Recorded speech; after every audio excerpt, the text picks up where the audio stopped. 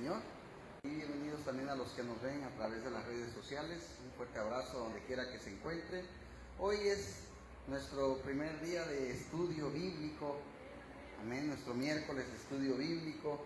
Y bueno, antes de comenzar, el por qué es importante el estudio bíblico. Bueno, pues para empezar a conocer la palabra. Es bonito entender de repente o escuchar otro tipo de mensajes, sí, basados en la palabra obviamente, pero pues con un tema en común. Pero en esta ocasión pues vamos a dedicar los miércoles a lo que se le llama o a la que comúnmente se conoce como predicación expositiva. A eso así se le conoce cuando tú vas predicando libro por libro, cita, capítulo por capítulo, versículo por versículo. Y es importante porque todos vamos creciendo en el conocimiento pues de la misma, ¿verdad? El hecho de que haya pocas o muchas personas no tiene nada que ver el cómo preparar esto, porque pues vamos a explicar la palabra de Dios. No es realmente lo importante quién venga, sino lo que se explique. Entonces, sin importar quién esté, tenemos que saber bien explicar lo que vamos a estar estudiando. Y bueno, vamos a comenzar primero que nada por los libros del Nuevo Testamento. Después vamos a hacer el Antiguo y por último, pues los Evangelios. Así que vamos a comenzar con el libro de Romanos. Este es el libro que vamos a estar estudiando. Desconozco cuánto tiempo nos vaya a llevar, pero lo vamos a terminar si Dios lo permite. El libro de Romanos, y vamos a empezar obviamente por el capítulo 1, ¿sí?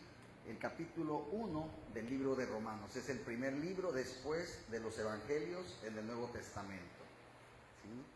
Y bueno, hoy vamos a empezar, como les decía, por esta es una carta. Es importante saberlo. Perdón, vamos a orar antes de seguir. Así como están, en sus lugares, inclinen su rostro. Padre, gracias te damos, Señor, en esta tarde porque nos permites estar aquí. Te pedimos, Señor, que tú nos vayas enseñando, Señor, de tu palabra, Padre, para que crezcamos, para que podamos obedecerte de una mejor manera, Señor. Abre nuestro entendimiento, Señor. Si hay algo que de repente no capte, Señor, que tu Espíritu Santo me ayude a comprenderlo, Señor, para yo poder entender mejor tu propósito en mi vida, Padre. Gracias, Señor, te damos en esta hermosa tarde, Señor, de miércoles, porque nos permites estar vivos y estar aquí para adorarte y glorificarte como solamente tú te lo mereces. En el nombre de Jesús, amén. Y bueno, les repito, esta es una carta.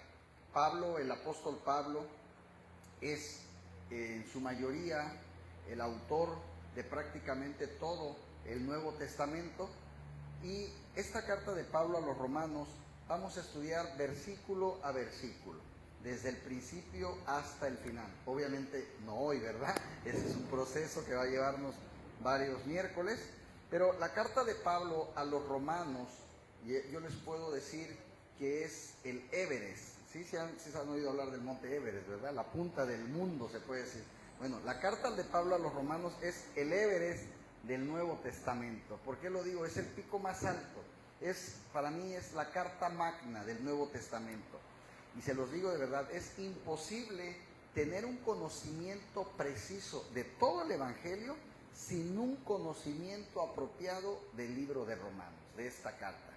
Ojo, a pesar de no haber sido la primera carta escrita por el apóstol Pablo, porque posiblemente la primera pudo haber sido la de Gálatas o la de Primera Tesalonicenses, pero esta carta fue colocada en primer lugar, en ese orden en la Biblia. Está antes que esta que les dije, está los Evangelios, los Hechos y luego vienen las cartas.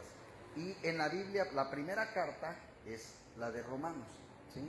Y no por ser la más larga, sino la pusieron primero, yo creo, por la enorme importancia doctrinal y la práctica de esta epístola. La carta a los romanos, hermanas, en la providencia divina ha jugado un papel fundamental en la propagación del Evangelio de Jesucristo a lo largo de toda la historia de la iglesia. Hay un teólogo que hace muchos años se llamó Crisóstomo, y para Crisóstomo quizás dice, se lo repito, fue un predicador del siglo IV.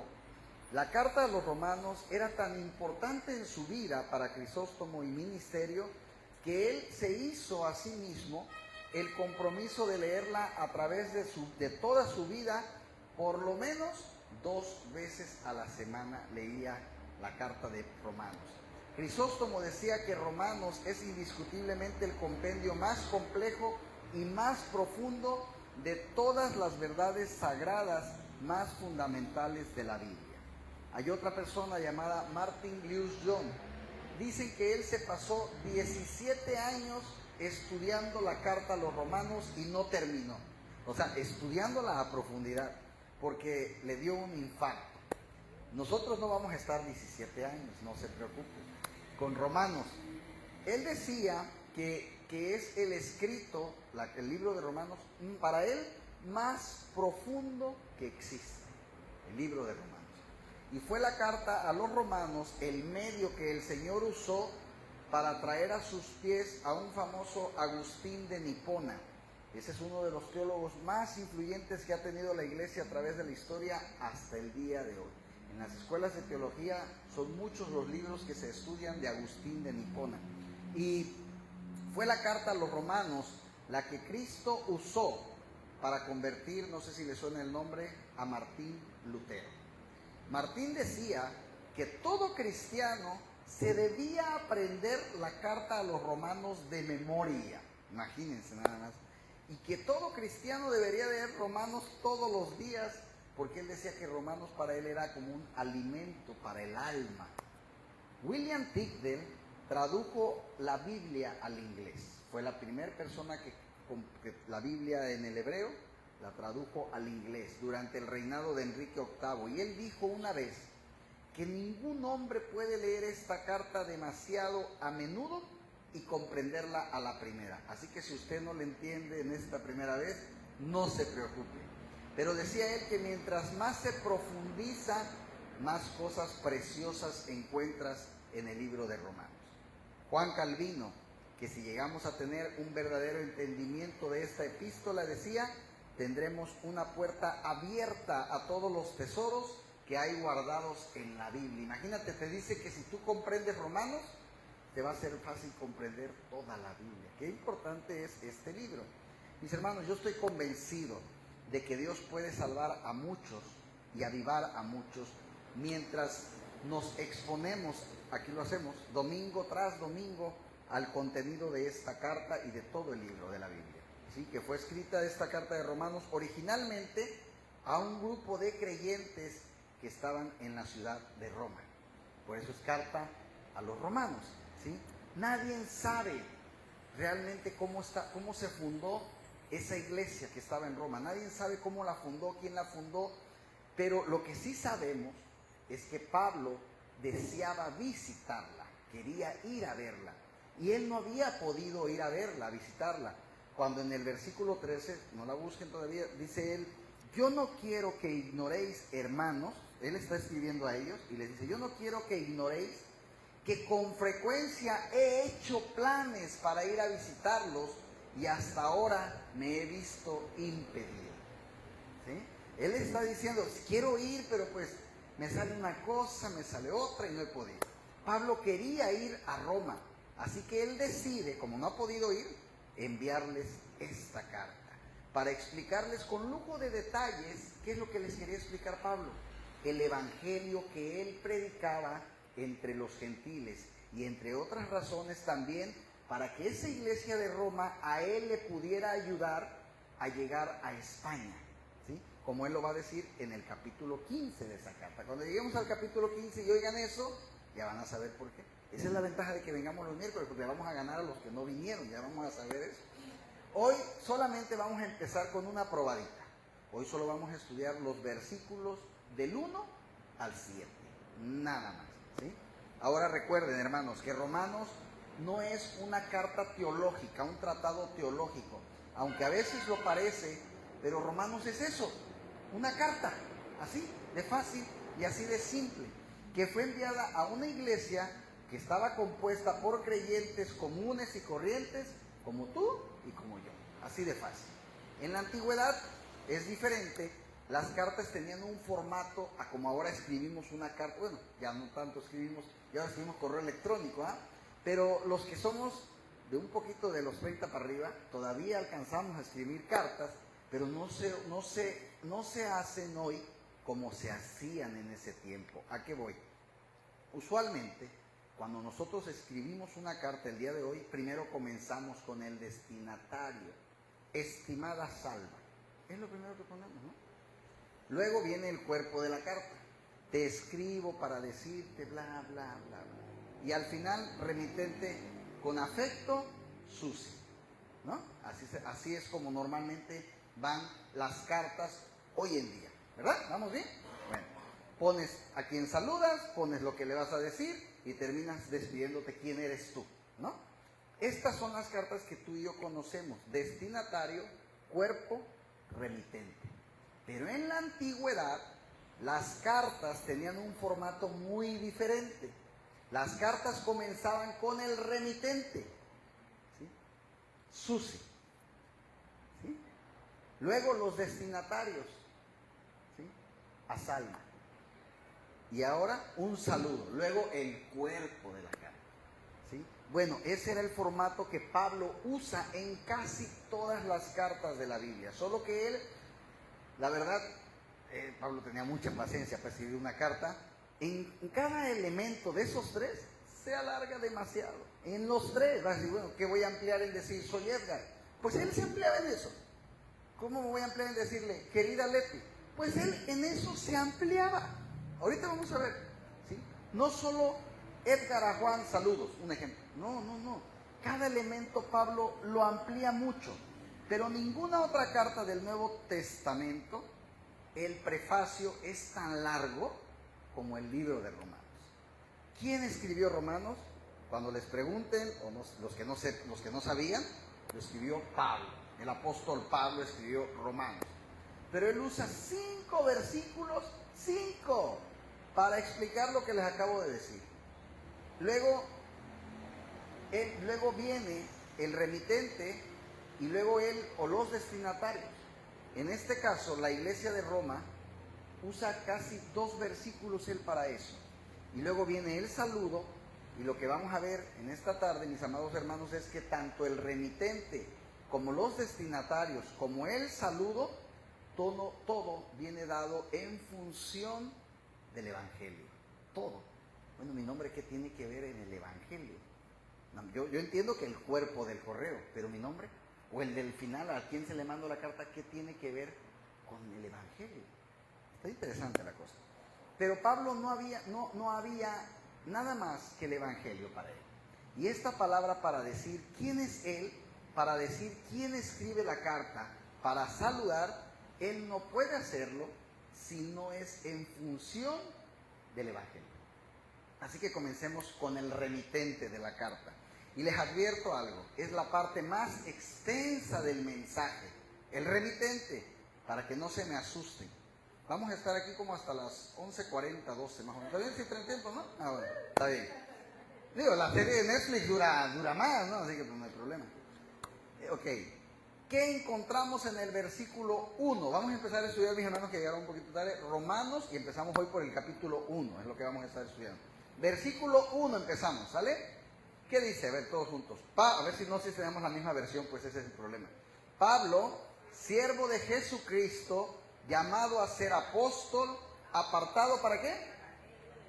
Para el Evangelio de Dios. Les decía que estas cartas empiezan al revés. Él es el remitente, es quien está escribiendo la carta. Y él se presenta. Pablo, siervo de Jesucristo, llamado a ser apóstol, apartado para el Evangelio de Dios. Fíjense todo lo que él representa con su nombre. ¿Sí? Muchos cristianos quisieran tener un testimonio impactante que contar acerca de su conversión. ¿A poco no les gusta escuchar esos testimonios? Que son así como que muy fuertes, por así decirlo. Y eso muchas veces queremos tenerlo todos. Y tu conversión, Susi, no fue igual que la mía. No fue igual que la de Leti. A lo mejor la tuya fue muy fuerte. La mía a lo mejor fue un poco tranquila. ¿Sí me explico? Y de repente todos queremos tener esa historia tremenda. Y no todos la tenemos. ¿Sí? Porque no tenemos que haber tenido una vida muy mala para que la gente se impresione. Por ejemplo, nos gusta cuando pasa alguien acá al frente y te dice, yo antes era un ladrón, era un narcotraficante, yo era un drogadicto. No, hombre, yo me quedaba tirado en la calle, era un alcohólico y Cristo me salvó y me amó. Esos nos encantan, ¿no? Nos encantan. Pero no siempre todos los testimonios son tan espectaculares, ¿verdad? Bienaventurado el varón que no tuvo el consejo de malos, dice la palabra. Ahora, si había alguien que tenía mucho que contar acerca de su conversión, era precisamente el apóstol Pablo. Este hombre, para los que no saben, había sido un fariseo que en su celo por el judaísmo, los que están casados con el Antiguo Testamento, que no digas que no comas cerdo, que no comas nada que traiga sangre, que ¿no? casi que no te pongas blanco porque hoy es miércoles, ¿no? Todo así, porque en el Antiguo Testamento decía eso. Y Pablo era así. Pablo incluso llegó a ser un perseguidor de la iglesia cristiana, ¿sí? Hasta que tuvo un encuentro con Cristo. Él sí sabía que tú, en vez de adorar a Dios, hablabas de Jesús, te quería matar o te mataba, ¿sí? Él estaba casado, les repito, con el Antiguo Testamento. El Hijo de Dios no existía para Pablo. Y si había reuniones, y a Pablo le decían, ¿sabías que en la casa de Susi se están reuniendo para hablar de Jesús? Pablo iba por los soldados romanos y llegaban y mataban a todos los que estaban ahí. Eso era Pablo. Más bien ese era Saulo en aquel tiempo todavía.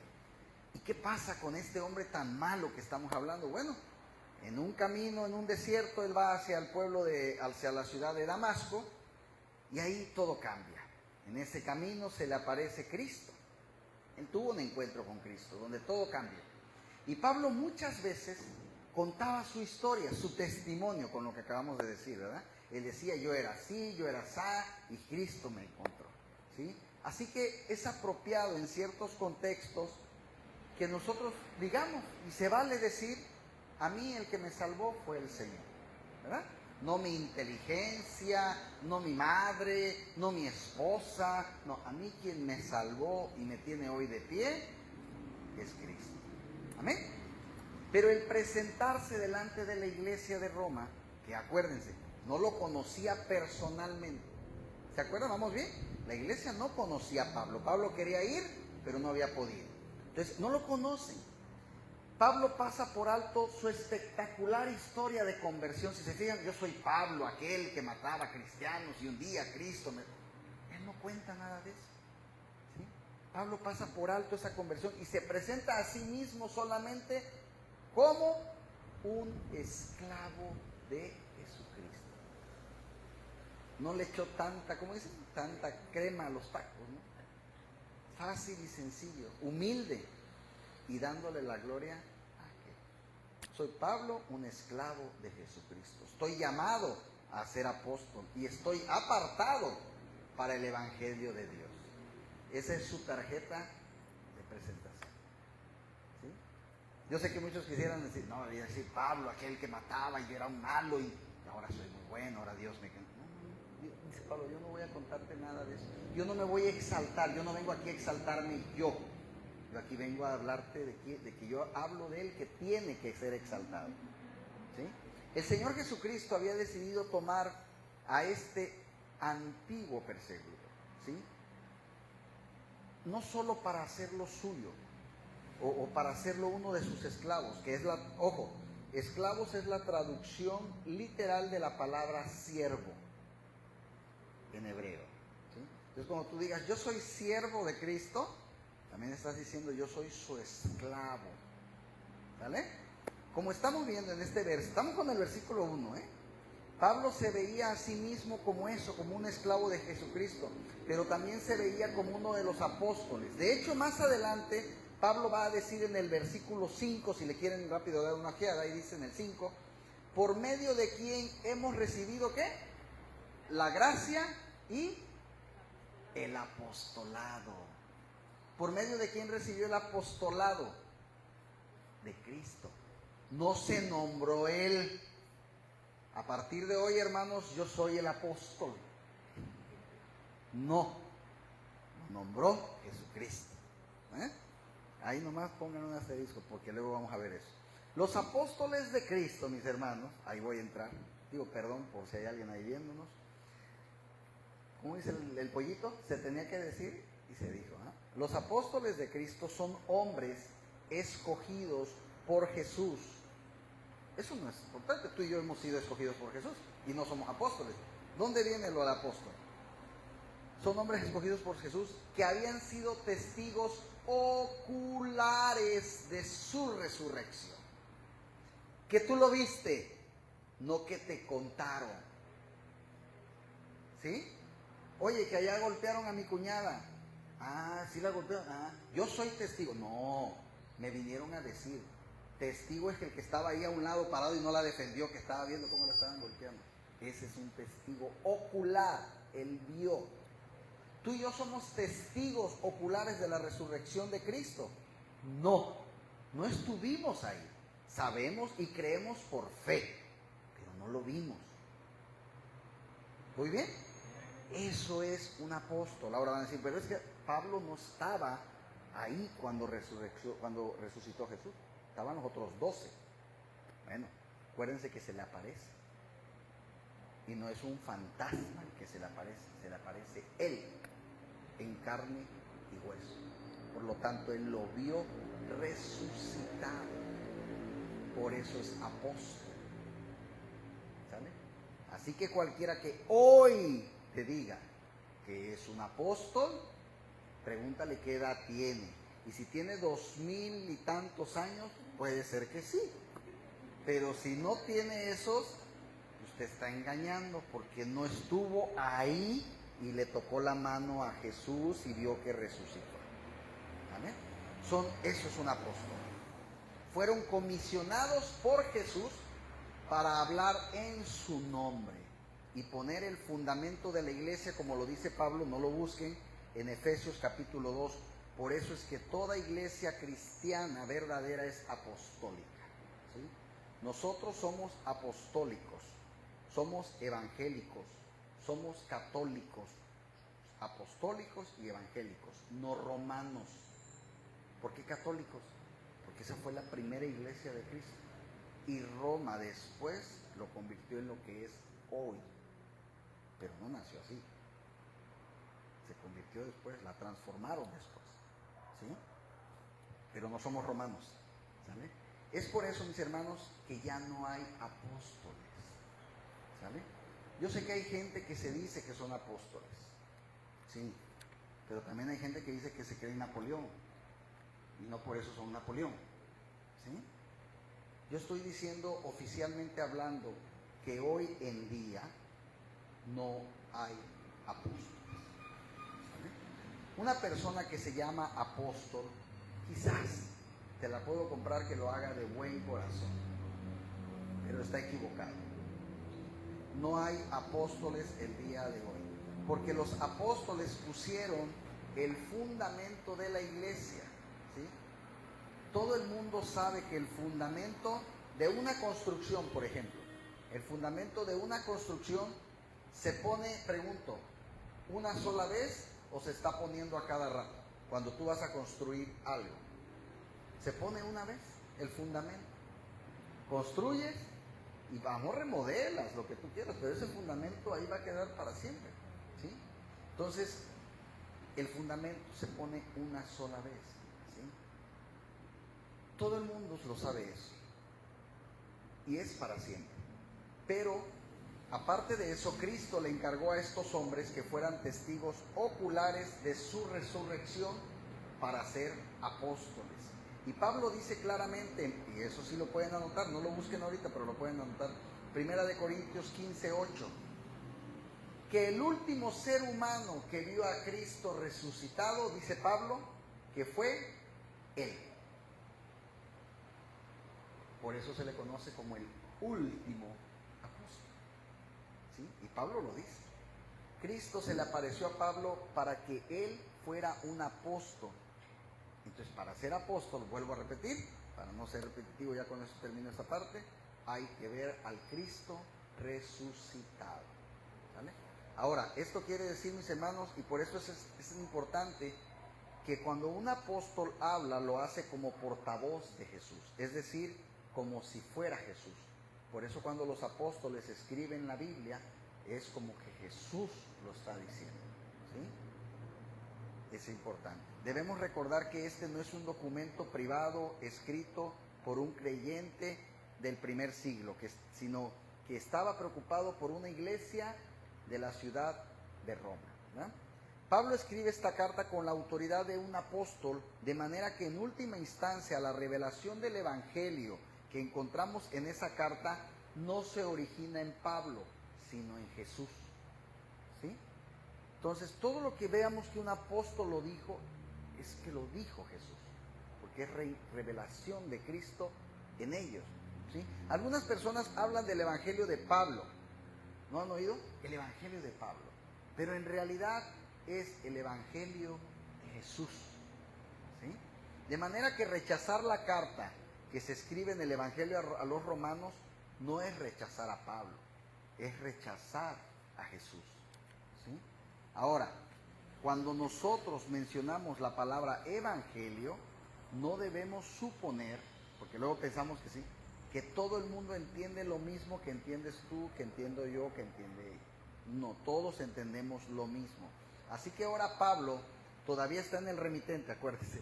Está tratando de decirle a la iglesia de Roma quién es él. Pero ahora Pablo va a pasar a definir con más detalle cuál era ese mensaje que el Señor Jesús le había comisionado, que era predicar entre los gentiles. Porque ese mensaje del Evangelio, mis hermanos, va a definir la identidad de Pablo como apóstol de Jesucristo. Y hay básicamente 5 cosas que Pablo menciona en este prefacio acerca del Evangelio. Comenzando con el origen del Evangelio, noten una vez más el versículo 1. Vuelvan a leerlo. Pablo, siervo de Jesucristo, llamado a ser apóstol, apartado para el Evangelio de Dios. Esta última frase, de Dios, no significa el Evangelio que trata acerca de Dios, sino más bien significa el Evangelio que tiene su origen en Dios. No es algo que habla de Dios, no, es Dios en palabra, es su origen en Dios. Ningún hombre tiene derecho a decidir cuál es la manera en que nos vamos a reconciliar con Dios. Recuerden que en esta ecuación Dios es el ofendido y Dios es Dios. Así que tenía que ser Dios el que estableciera el protocolo a través del cual tú y yo podemos reconciliarnos con Él, para acercarnos a Él. Por eso Pablo habla del Evangelio, no de un Evangelio, del Evangelio. Por eso en el Nuevo Testamento siempre se habla de el Evangelio, ¿sí? Porque solamente hay uno, ¿sí? Un Evangelio, el único que hay. Evangelio, para que sepan, significa buenas noticias. Eso significa la palabra Evangelio. ¿No me oí? ¿Está bajito? Eso significa Evangelio, buenas noticias. Por eso es que en nuestras vidas, hermanos, no hay una mejor noticia para nuestra vida y para nuestra alma que el Evangelio, ¿sí? De hecho, sin esta buena noticia, ninguna noticia es buena, ¿sí? La buena noticia es que hay salvación eterna para el pecador, solo por gracia, solo por Cristo, solo por medio de la fe. Y de hecho a ningún ser humano, nada más pónganse a pensar tantito, a ningún ser humano se le hubiera ocurrido diseñar un plan de salvación como el Evangelio que encontramos en la Biblia, y particularmente como la carta a los romanos. Porque en el Evangelio de Dios, que se origina en Dios, Dios se lleva toda la gloria. Pero tristemente eso es muchas veces ofensivo para nosotros, los seres humanos. ¿Por qué? Bueno, decía Agustín de Hipona, al hombre le resulta ofensivo que Dios sea Dios, porque en el Evangelio que se revela en la carta de Pablo a los romanos, no hay un solo motivo para que el hombre sea exaltado. Tú y yo no tenemos motivos para ser exaltados realmente, ¿sí? Entonces dice que no hay un solo motivo, porque el único que merece la gloria es Dios, nada más. Y este es el Evangelio de Dios. El método de salvación fue diseñado por Dios y fue llevado a cabo por Dios de principio a fin, por medio de la persona y la obra de su Hijo, para que solo Él sea glorificado en la salvación de los pecadores. Es por eso que cuando Pablo llegue al capítulo 11 de Romanos, que falta todavía, es cuando Pablo termina de exponer con todo detalle de qué se trata el Evangelio. Pablo prorrumpe en unas palabras de alabanza a Dios en ese momento. Porque imagínense, y ahora sí lo voy a preguntar, ¿a quién se le hubiera ocurrido un plan de salvación en donde el Dios ofendido es el que paga el pecado del hombre? El ofendido es el que paga el pecado del hombre. ¿A quién se le hubiera ocurrido ese va a ser el plan para salvar? A nadie, ¿verdad? Para que Él sea justo, sea el justo y el que justifique a aquel de la fe de Jesús, dice Pablo, oh profundidad. ¿Quién ha conocido la mente del Señor o quién llegó a ser su consejero? Nadie. ¿O quién le ha dado a Él primero para que se le tenga que recompensar? Porque de Él es, por Él y para Él son todas las cosas. Dice Él, a Él sea la gloria por los siglos. El Evangelio se origina en Dios, pero vemos también aquí en este prefacio, y todavía estamos en el remitente, recuerden la continuidad del Evangelio. Versículo 2. Que Él había prometido, ¿qué dice? Antes, por sus profetas en las santas escrituras. El evangelio que Pablo predicaba, mis hermanos, el evangelio que encontramos en todo el Nuevo Testamento, es el mismo evangelio que comenzó a ser revelado en el huerto del Edén. No hay otro evangelio. Tan pronto Adán y Eva se rebelaron contra Dios, Él prometió enviarles un Salvador que habría de rescatarlos del pecado y de todas las consecuencias del pecado. Esa es la promesa que se va desarrollando a través de todo el Antiguo Testamento. Va a llegar alguien que va a perdonar, que va a liberar, va a llegar alguien. Eso es toda la historia del Antiguo Testamento. Y todos los creyentes del Antiguo Pacto se salvaron porque pusieron su confianza en esa promesa, porque todavía no ha llegado Jesús. Solo en la promesa, eso es por fe, ¿sí? Se salvaron a crédito, como podríamos decir, ¿verdad? Cuando vas hoy, pagas el celular con la tarjeta de crédito, ¿has pagado? ¿Has soltado dinero? No, pero va a llegar un tiempo en que sí lo vas a pagar, cuando ya le pagues al banco. Ellos también se salvaron hacia crédito porque Cristo no había llegado, pero ellos estaban esperando a ese Salvador que llegara a pagar a lo que ya, la deuda que ya tenían ellos, ¿sí? Tercer elemento que Pablo menciona en este prefacio, y es la esencia o la sustancia del Evangelio. Ese es. Número 3. Acerca de su Hijo, nuestro Señor Jesucristo, que era del linaje de David. ¿Qué dice al último? Según la carne. Si este Evangelio es revelado en toda la Escritura de principio a fin, entonces, mis hermanos, Jesucristo es el punto focal de toda la Biblia, ¿sí? Porque es la esencia o sustancia del Evangelio. Jesucristo es el Evangelio. Dios no envió un plan para salvar al hombre. Él envió a una persona, ¿sí? Y eso diferencia al cristianismo de todas las religiones del mundo. Todas te ofrecen reglas, rituales, consejos, a través de los cuales los hombres pueden acercarse a Dios, ¿sí? Pero el Evangelio más bien nos revela lo que Dios ya hizo a través de la persona y la obra de su Hijo, ¿sí? Para que los hombres pudieran reconciliarse con Él. Jesucristo y su obra conforman la sustancia del Evangelio. Él es la buena noticia del Evangelio. Como dice Juan Calvino, todo el Evangelio está contenido en Cristo, ¿sí? Y por lo tanto, alejarse solo un paso de Cristo significa alejarse del Evangelio. ¿Cuántas personas hoy viven olvidadas del Evangelio? Ya no digas alejadas, olvidadas del Evangelio. Y noten todo lo que Pablo dice aquí acerca de Jesucristo. Y es impresionante tanto en pocas palabras. En primer lugar dice que Él es el Hijo de Dios. Y si tú pones a un lado la declaración del versículo 2, la quitas y conectas el 1 con el 3, nada más ahí de lo que tiene. Quita el 2 y conectas el 1 con el 3, diría: Pablo, siervo de Jesucristo, llamado a ser apóstol, apartado para el Evangelio de Dios, acerca de su Hijo. ¿Diría eso? Para el Evangelio de Dios, acerca de su Hijo. El Hijo de Dios. El Evangelio es lo que Dios lleva a cabo a través de su Hijo. Es decir, la segunda persona de la Trinidad, ¿sí? Que es un punto de la historia. Asumió voluntariamente una naturaleza humana al nacer según la carne. Eso significa de la descendencia de David, del linaje de David. Es decir, según su naturaleza humana.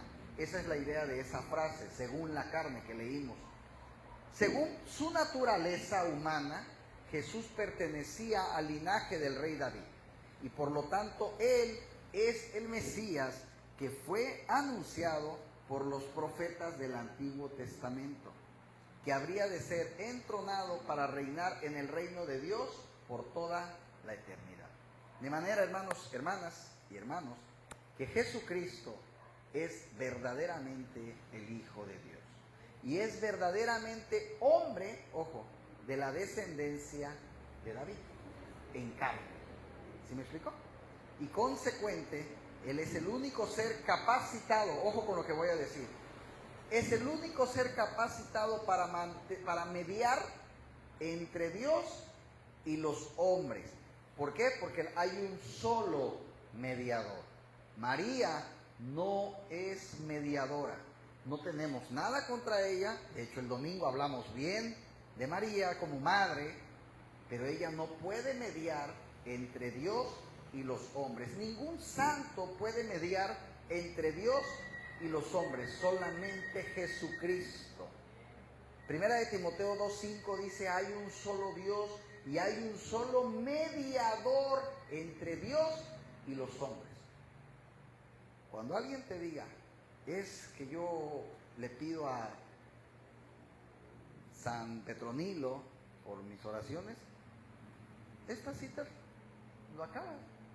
Primera de Timoteo: hay un solo Dios y hay un solo mediador entre Dios y los hombres. No hay miles, ni 5, ni 8, uno. Porque para ser un mediador entre Dios y los hombres, hermanos, hay que ser Dios y hay que ser hombre. Tienes que ser un hombre para que puedas representar a los hombres. Y tienes que ser Dios para poder presentarte ante Dios, para interceder por los hombres. Y solamente hay una persona que puede ser Dios y hombre, y es Jesús. ¿Sí? El 4. Que fue declarado Hijo de Dios con poder según el Espíritu de Santidad por la resurrección de entre los muertos. Él fue designado el Hijo de Dios con poder, o el Hijo poderoso de Dios, como dicen por ahí otras versiones, por medio de la resurrección. Esto significa que cuando el Hijo de Dios se hizo hombre para nacer en la descendencia y en el linaje de David, Jesús, la segunda persona de la Trinidad, voluntariamente estaba asumiendo una postura de debilidad. ¿Por qué de debilidad? Porque Él vino como un siervo, no como un rey. ¿Sí? No como un siervo, no vino como un rey del universo, no vino así. Fue en debilidad que Jesús murió en la cruz del Calvario como un simple mortal, ¿sí? Pero el Espíritu Santo vino al tercer día y resucitó el cuerpo muerto de Jesús. Y eso lo dice más adelante Pablo en el capítulo 8, versículo 11. Dice: y si el Espíritu de aquel que levantó de los muertos a Jesús mora en vosotros, el que levantó de los muertos a Cristo Jesús, ojo con esto, vivificará también vuestros cuerpos mortales por su Espíritu que mora en nosotros. Que así como levantó a Jesús, cuando Dios venga a la tierra, así te levantará a ti y a mí. Amén. El Espíritu Santo resucitó el cuerpo muerto de Jesús, vuelvo a repetir. Y es el mismo que va a resucitar el nuestro también. Porque el Espíritu Santo mora en nosotros, hermanos. Y a partir de ese momento, mis hermanos, aquel que había sido hecho hijo de Dios en debilidad, en humillación, durante la encarnación, ahora fue designado por el Padre Hijo de Dios en poder, o el poderoso Hijo de Dios, ¿sí? Que ahora va a salvar y va a juzgar a toda la raza humana. Por eso de repente cuando alguien dice por ahí, solo Dios puede juzgarme, yo digo, ay, es abusado. Lo dicen tan fácil que no saben lo que significa. Preocúpate si solo Dios puede juzgarte, entonces, porque así va a ser. Entonces, es solamente Él va a juzgar a toda la raza humana. Dios Padre designó a Jesús como el poderoso Hijo de Dios a través de la resurrección. Y eso es lo que separa al cristianismo de todas las religiones del mundo. Hermanos, Mahoma está muerto, Buda está muerto, Confucio está muerto. El único que está vivo es Jesucristo. Él se levantó de la tumba al tercer día. De ahí, otro elemento que Pablo menciona en el prefacio, repito, es solo el remitente. Pablo solo está diciendo quién fue el que escribió la carta, ¿sí? Ya vimos el origen del Evangelio, la continuidad del Evangelio, la esencia del Evangelio, y vamos a ver ahora la amplitud universal del Evangelio, el 5. Y por quien recibimos la gracia y el apostolado para la obediencia a la fe en todas las naciones, ¿por amor de qué? De su nombre. Tú estás aquí por amor de su nombre. ¿Ah? Porque pues botana no trajimos, así que pues estás por amor de su nombre. Pablo vuelve a mencionar su apostolado como una gracia misericordiosa que él recibió del mismo Cristo. A pesar de haber sido un perseguidor de la iglesia, pero él ahora tiene que definir con más precisión de qué se trata este apostolado, ¿sí? ¿De qué se trata? Que él recibió de Jesús, para promover la obediencia a la fe entre todos los gentiles. Jesús no vino a salvar ninguna raza en particular, ¿sí? No vino a salvar solo a los güeros, no vino a salvar solo a los altos, no vino a salvar solo a los de África, solo a los de Asia, no vino a salvar a ninguna raza en particular. Él es el único que puede dar salvación a cualquier pecador, independientemente de su país, de su cultura, de su complexión, de lo que sea, independientemente de su nacionalidad. Yo soy el camino, la verdad y la vida, y nadie viene al Padre si no es por mí. El apóstol Pedro dice en Hechos 4:12 que en ningún otro hay salvación. En ningún otro hay salvación, porque no hay otro nombre bajo el cielo dado a los hombres en el cual tú y yo podamos ser salvos.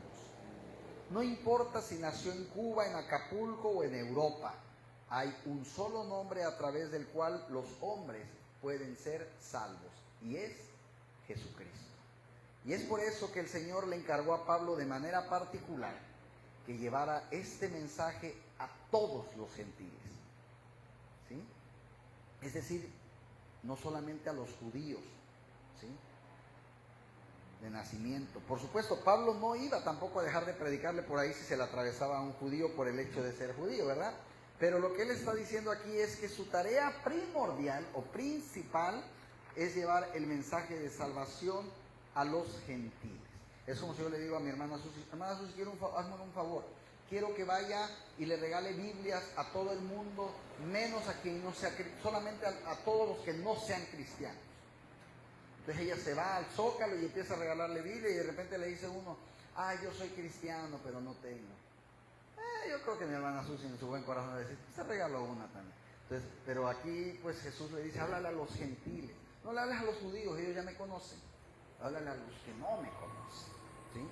Entonces, Pablo lo explica así, para promover la obediencia a la fe. En otras palabras, para promover el tipo de obediencia que surge o emana de la fe. No sé si te ha pasado que muchas veces tú y yo obedecemos más por fe que por gusto, ¿sí?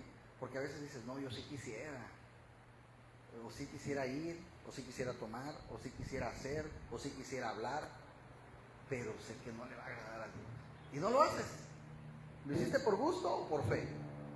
Por fe. Porque si por ti fuera, me hubieras allá. Así que ese es el tipo de obediencia que Pablo quería promover. Obedezcan por fe. Sé que no les va a gustar, sé que hay cosas que no hay que hacer, pero tenemos que tener fe y Él les pide que obedezcan por fe. Una de las cosas en las que Pablo insiste mucho en todas sus cartas, pero de manera particular en Romanos, es que el pecador es justificado, es decir, es declarado justo en el tribunal de Dios por medio de la fe sola. Es decir, porque dicen de la fe sola, no la fe más rituales o no la fe más confesarte con un sacerdote. La fe sola, me refiero a sola, solamente por creer, nada más, ¿sí? Por medio de la fe y nada más. Pero Pablo también insiste en el hecho de que la fe en Jesús necesariamente implica un sometimiento voluntario al señorío de Jesús. Por eso el versículo 4, 5 y 7, Pablo se refiere a Jesús en esta carta como Señor. Y es por eso, Pablo, que se representa a sí mismo como esclavo, porque Él es el Señor. Y eso no es exclusivo de Pablo. No es que Pablo era un esclavo de Jesús y los otros cristianos no. Hermanos, esa debe y debería ser la condición de todo aquel que ha creído de verdad en Jesús, porque Él es el Señor. Tú y yo debemos de sentirnos esclavos de Dios, ¿sí? Y es una honra. Les voy a decir algo duro. Todos aquí, todos, me incluyo, somos esclavos de alguien. Pastor, usted, yo no, a mí no me meta. Aquí no hay nadie que no sea un esclavo. Y yo sé que algunos se me quedan viendo con cara de, a ver, dígame por qué. Somos esclavos tú y yo, pero de diferentes amos. O somos esclavos del pecado, o somos esclavos de Jesús. Porque no hay una tercera opción, solo hay dos. Pablo dice en el capítulo 6 de Romanos, ¿no sabéis que cuando os presentáis a algunos como esclavos para obedecerles, sois esclavos de aquel a quien obedecéis, ya sea del pecado para muerte o de la obediencia para justicia? Tú eres del amo a quien tú obedeces. Si eres esclavo del pecado, ¿a quién le vas a obedecer? Al pecado. Si eres esclavo de Cristo, ¿a quién le vas a obedecer? A Cristo. No perfectamente, quizás, tengamos nuestras fallas, pero sí sinceramente. Y a la luz de esa realidad yo te pregunto hoy, no me contestes, ¿quién es tu amo? Y esta pregunta es para todos. ¿Quién es tu amo? Porque somos esclavos de alguien. Y tú puedes decir que Jesús es tu Señor, pero, o puedes decir que en tu vida, te pregunto, ¿su voluntad es la que importa y no la tuya? De manera que si hay un conflicto entre tu voluntad, entre lo que tú quieres hacer y la voluntad de Dios revelada en su palabra, hay una lucha en ti, pero tú quieres obedecer a Jesús o tú quieres pecar. Hay una lucha. La pregunta ahora es, ¿tú te das cuenta de esa lucha? Ese es un punto importante a favor del cristiano. Pastor, caí, pero yo sabía que lo que... qué bueno, hay algo en ti que te está reprimiendo y pídele perdón al Señor, ponte a cuentas con Dios. Pero si tú pecaste y, ves que no pasa nada, no hay esa batalla en ti. Y es bueno que sí hay esa batalla en ti.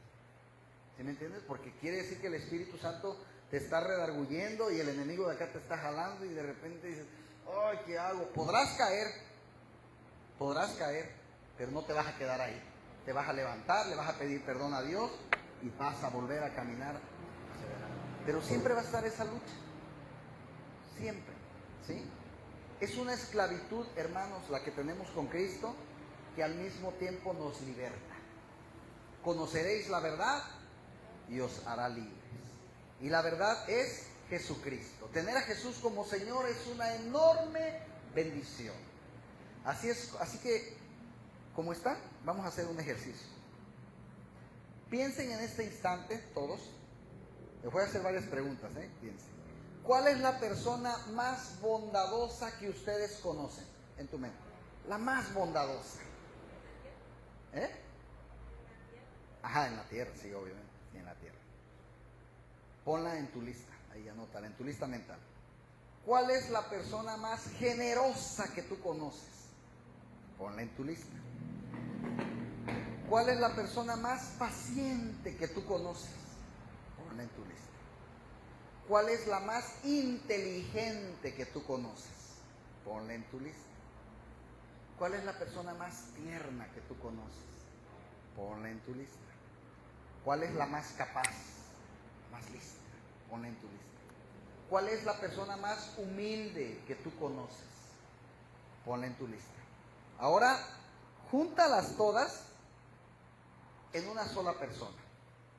Y luego, lleva cada una de sus virtudes a la perfección. Esa virtud, ahora que se perfeccionara, imagínate más, para que tengas una idea aproximada de lo que es tener a Jesús como dueño, amo y Señor de tu vida. Todas en una. Te puedo apostar que no pensaste en la misma persona con todas las preguntas. O a lo mejor por ahí, a lo mejor alguna. Pero yo creo que es muy raro. Dios es indescriptible. A los que son esclavos del pecado piensan que son libres, pero realmente son esclavos.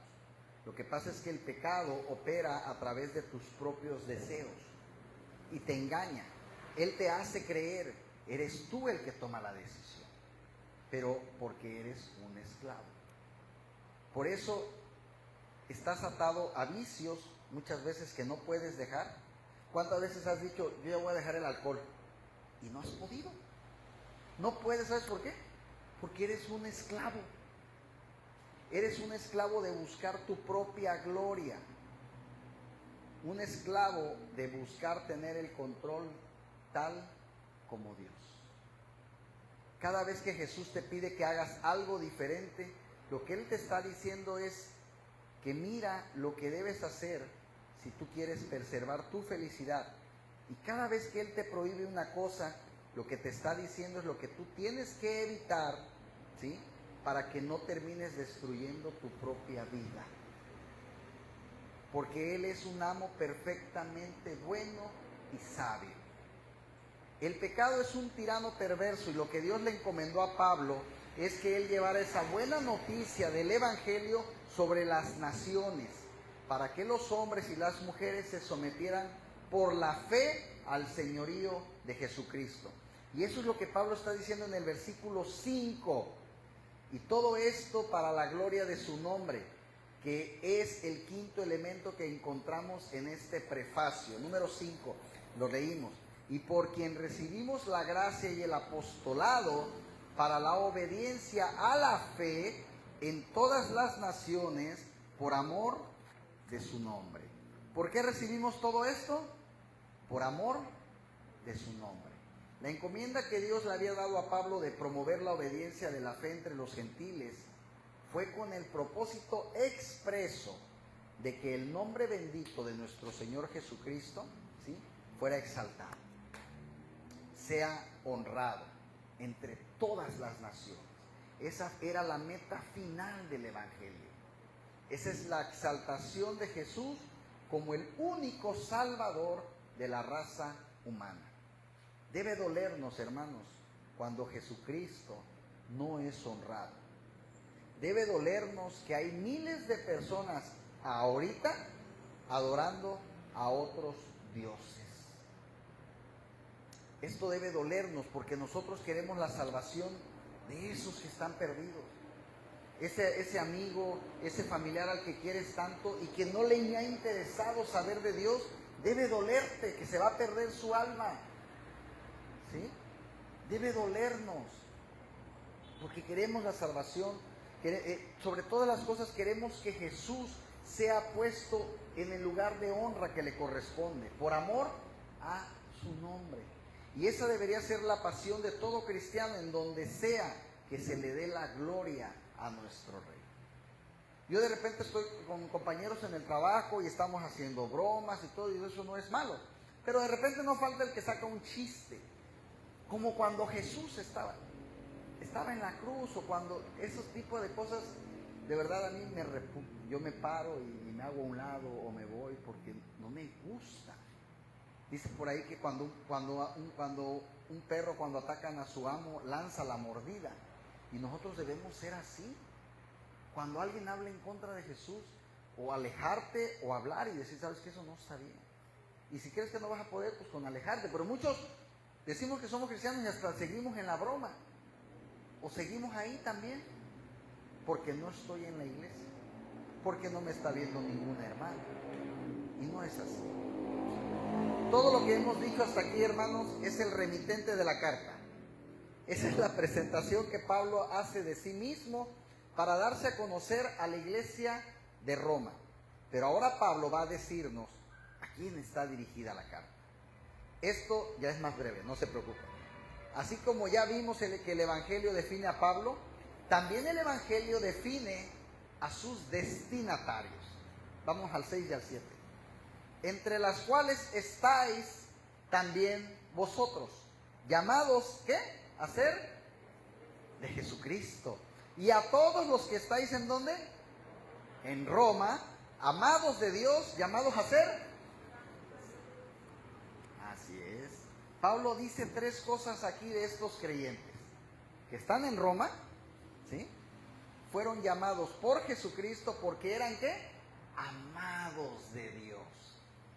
Con la finalidad de que fueran sacrificados. Estos hombres y mujeres habían llegado a ser cristianos porque Jesucristo mismo los había llamado a través de la predicación del Evangelio con un llamamiento eficaz. El Señor dice en Juan capítulo 10 que sus ovejas escuchan su voz, dice, y por eso vienen a Él. Amén. Pero Pablo aclara en esta carta a los romanos que el llamado de Cristo no viene directo desde el cielo, sino a través de la predicación del Evangelio. ¿Sí? Así. Como oirán si a ver quién les predique, dice por ahí la palabra.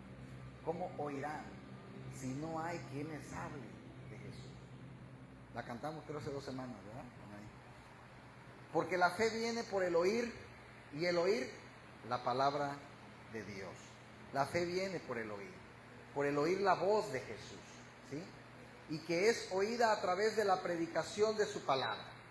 ¿Y cuáles son esas ovejas que sin lugar a dudas responderán al llamado del Evangelio? ¿Quiénes son? Jesús dice, aquellas que el Padre ya me dio. Y me decía la otra vez mi esposa, ¿de verdad somos predestinados? Claro, porque la palabra dice que el Padre ya le dio a Jesús sus ovejas. ¿Sí? Entonces, es decir, nadie las puede arrebatar de la mano de mi Padre. Dice, estas ovejas fueron elegidas por el Padre antes de la fundación del mundo, como dice Pablo en Efesios 1, simplemente porque Dios las amó. Qué amor tan grande de alguien que te ama sin conocerte todavía, porque todavía no habías nacido, pero Jesús, para Dios ya te conocía, Dios ya sabía todo de ti, ¿sí?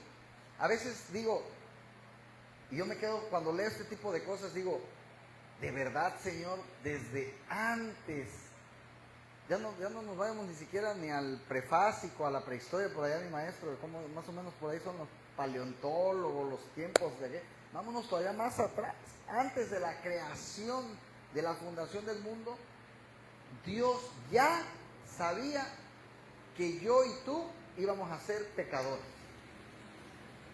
Dios ya lo sabía, ¿sí? Dios ya sabía que yo en mi juventud, yo no quería ni conocerlo, no quería ni saber nada de Dios. Dios ya lo sabía. ¿Y saben qué es lo más hermoso de todo? Que aún con todo eso, Él decidió amarnos. Imagínate. Eso es lo que Pablo está diciendo a todos los amados de Dios. Fueron llamados por Jesucristo porque fueron amados por Dios. ¿Te das cuenta que si tú te pones a reflexionar esta noche y digas, yo estoy aquí porque fui y soy amada o amado por Dios? Con todos los defectos que tienes y que solo tú conoces, aún así Dios te ama, ¿sí? Y precisamente porque somos los amados de Dios, fuimos llamados a ser santos, ¿sí? A ser apartados para Dios, liberados del pecado para ser esclavos de Dios. La santificación es la evidencia de que somos amados, de que somos santificados. Y esa es nuestra identidad, mis hermanos, que está definida por el Evangelio, ¿sí? No te define tu estatus, no te define tu educación, que seas licenciado, que no hayas terminado la primaria, que seas pintor, que seas taxista, que seas arquitecto. Eso no te define. Tu estado civil, casado, soltero, viudo, divorciado. Lo que a ti te define es Jesucristo. Por encima de cualquier cosa, eres cristiano. Y nadie, escúchame bien, nadie te puede quitar eso. Nadie. Lo que nos lleva al saludo. Un saludo que otra vez Pablo expresa en términos del Evangelio. Versículo 7, después de la mitad, la otra mitad del versículo 7. Gracia y paz a vosotros de Dios nuestro Padre y del Señor Jesucristo. El Evangelio otra vez. ¿Por qué? La gracia, hermanos, resume todas las bendiciones que los creyentes recibimos de parte de Dios. Por eso de repente es bueno decirle, hermano, gracia y paz. Ahí va resumido todas las bendiciones que Dios te pueda dar sin merecerlas. Y la paz es el resultado que produce el ser receptores de esa gracia, ¿sí? El ser receptores. Ahora tenemos paz con Dios por medio de Jesucristo. Y también podemos experimentar la paz de Dios que dice la palabra, que sobrepasa todo entendimiento, ¿verdad? Como de repente te puede decir alguien, yo no sé cómo puedes estar tan tranquila. Yo en tu lugar, no hombre, ya me hubiera muerto. Yo en tu lugar estaría hecha un manojo de nervios. ¿Cómo es que estás tan tranquila, tan tranquilo? ¿Que no ves el problemón? Precisamente es una paz que sobrepasa todo entendimiento. Nadie lo va a comprender, solo yo lo comprendo, porque si está fuerte el problema, si está pesado, no sé cómo le voy a hacer. Lo que sí sé es que Dios está conmigo. Y eso es más que suficiente. ¿Sí? Eso es más que suficiente. No importa la circunstancia que estemos pasando, solo porque somos los amados y favorecidos de Dios por causa de la obra de Jesús en la cruz del Calvario. Así es como empieza Pablo esta carta, hermanos, dirigida a un grupo de creyentes ordinarios como tú y como yo, no era para unos teólogos, no era para unos sacerdotes, era para una iglesia normal. ¿Sí? Lo que Pablo revela es lo que Jesús quiere que nosotros sepamos también acerca del Evangelio. Porque fuera de este Evangelio no hay salvación para nadie. Y fuera de este Evangelio no hay crecimiento espiritual para nadie. Con este libro le pido al Señor, mis hermanos, de verdad, que ilumine nuestros ojos para nuestro entendimiento. A la medida que iremos avanzando, que muchos de verdad sean salvados por el poder de su palabra. ¿Sí? Y que entre nosotros, pocos, muchos, los que seamos, logre un avivamiento. Pero no un avivamiento donde brinquemos y salga de allá y vuelva a ser lo que yo era. No, un avivamiento de piedad, un avivamiento de santidad, un avivamiento de gozo, un avivamiento de obediencia, un avivamiento de gratitud. Hay mucho que agradecerle a Dios, mucho. Mientras crecemos en nuestro entendimiento de nuestra identidad en Cristo y en el Evangelio que define esa identidad. Amén. Vamos a estar estudiando. Yo espero que algún día estemos aquí todos viejitos y digamos, pues ya terminamos, hermanos, todos los libros de la Biblia. Estamos empezando apenas el primero. Lo vamos a estar compartiendo. Me va a estar apoyando mi hermano Alex, mi hermana Susi. No nos queda más que ponernos a estudiar. Y no solamente el que se para aquí enfrente, todos. Muchos por ahí dicen, porque espero que no conozcas tú, pero desgraciadamente yo sí. Es que en mi iglesia nunca hemos estudiado la Biblia. Allá me motivan. No, pues de motivarte yo te puedo poner un video en YouTube y vas a salir bien motivado. No hay mejor motivación que conocer a Jesús. Y necesitamos conocer bien su palabra. Para que el día que contemos una historia de alguien y yo te diga, como dicen Romanos, yo me acuerdo bien, ¿por qué? Porque pasó esto y esto. Y seas una erudita casi de la Biblia. No experta, pero sí digas, esto yo sé por qué. Esto yo sé quién era. Oye, que María Magdalena, yo sé quién era María Magdalena. Yo sé quién era Ruth. Yo sé quién era, ¿cuál vimos otra vez? Abigail, ¿no? Etcétera.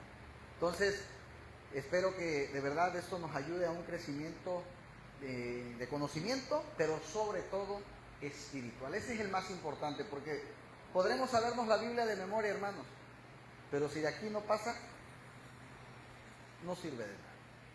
Así que esperemos que estos miércoles que vamos a empezar, que empezamos hoy, puedan sernos de edificación a todo el pueblo de Cristo. A Él sea la gloria por siempre y para siempre. Amén. Vamos a orar.